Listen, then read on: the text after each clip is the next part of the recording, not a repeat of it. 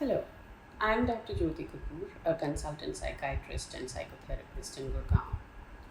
Mompreneur Circle's campaign to spread mental health awareness is a much needed initiative in these times of stress and strife. And one important aspect of mental health is healthy relationship. So today I will focus on relationship issues in lockdown. Relationships are tricky at any given point of time, especially when two individuals are unable to optimize time and space in the dyad. When I say optimize, too much or too little is bad in all aspects of life. Unfortunately, there is no single parameter to measure what is enough. Therefore, every individual will need to identify and balance expectations and availability of time as well as emotional and physical space to maintain healthy relationships. Lockdown has shown us that this balance is difficult, especially because we were not prepared for it, and at the same time, because we had never tried to look at our relationship issues from the perspective of saving them or solving them. Let's look at that.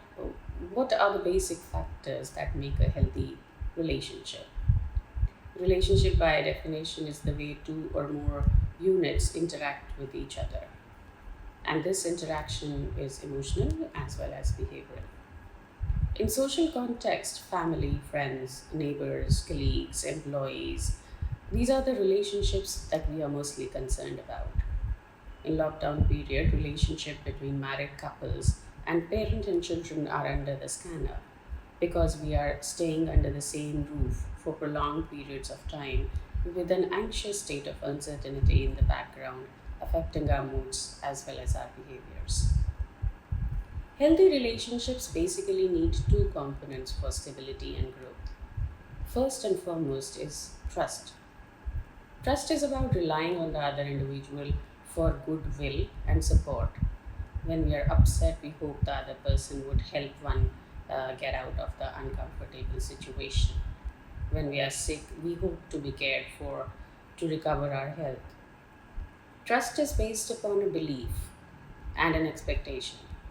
And therefore, if our expectations are unmet repeatedly, we start doubting.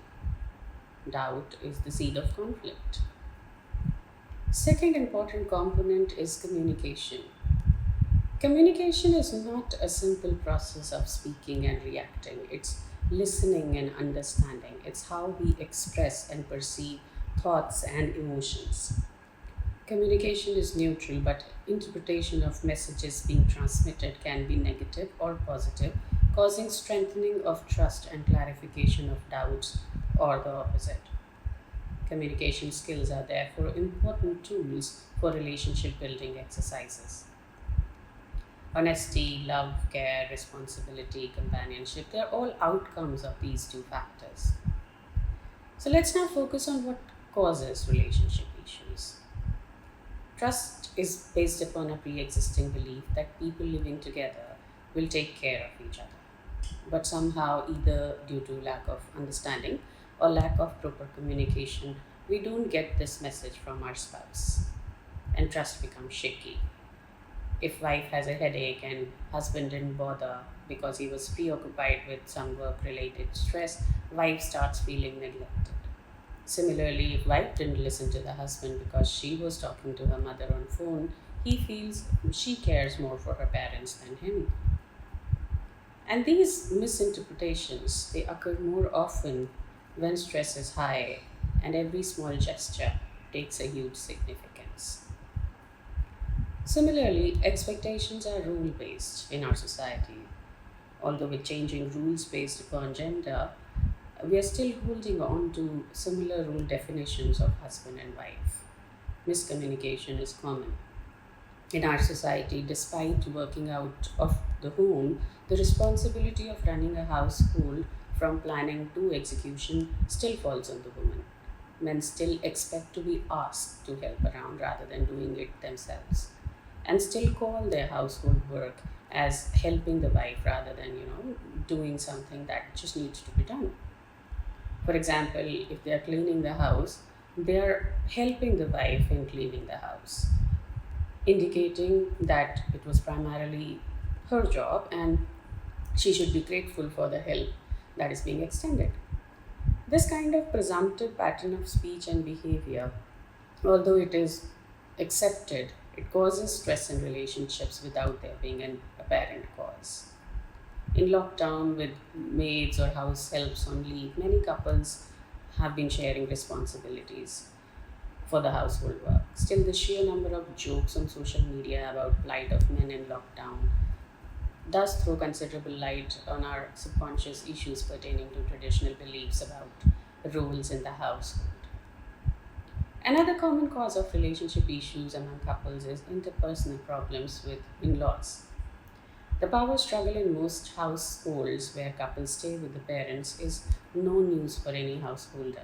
The mother in law daughter in law feuds are not only hot topics for soap operas, but also a major cause of stress for many men.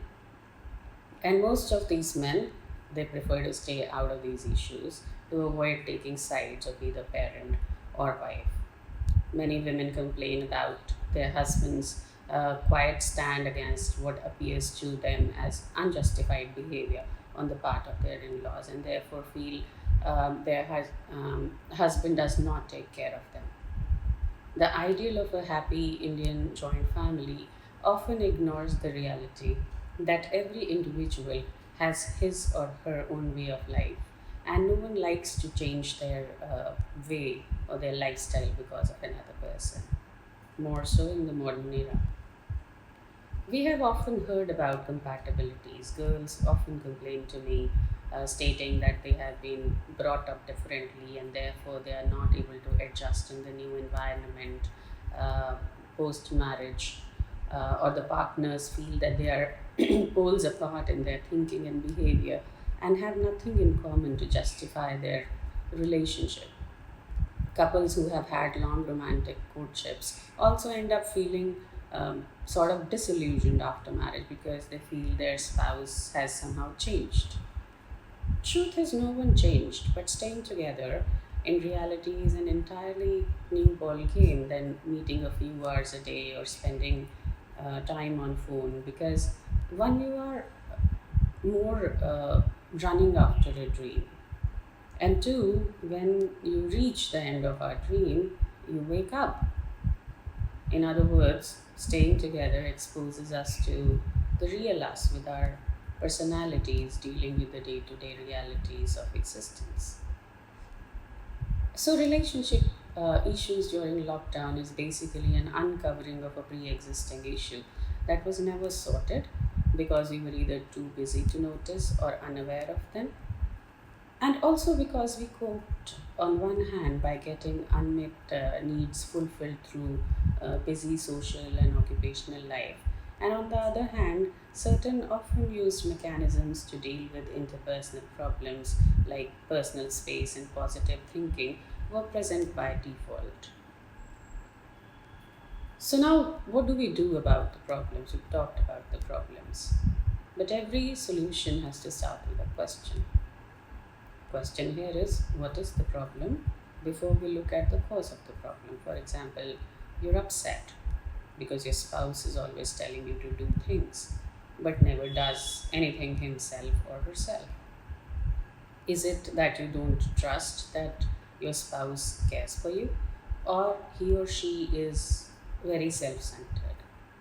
Now, let me emphasize that there is a difference between these two viewpoints, because one is supposedly intentional and the other is a personality trait.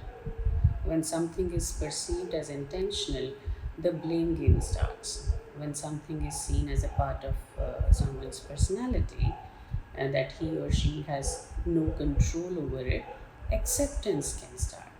And with acceptance, a solution can be envisaged. For solutions, we need clear communication. If we just convey sadness, fear, anxiety, anger through emotional gestures, the facts do not get conveyed. So the other person interprets feelings and reacts by becoming defensive or offensive. Therefore, we need to be able to convey the fact without the overt emotion. For example, say I'm upset because I'm unable to cope with demands of the work without appearing like you blame the other person because he or she is not helping enough, which makes it difficult for you to cope. Communication is a two-way process. Therefore, even the other person needs to be in a receptive state of mind. So, timing is important. Prepare the other person that you want to talk about an issue or anything that's bothering you and are looking for a discussion and not an argument. And be open to accepting the other person's viewpoint as well instead of jumping to conclusions. Obviously, it's easier said than done, and therefore, professional relationship counseling needs to be sought if issues run deep and they have been there for long duration.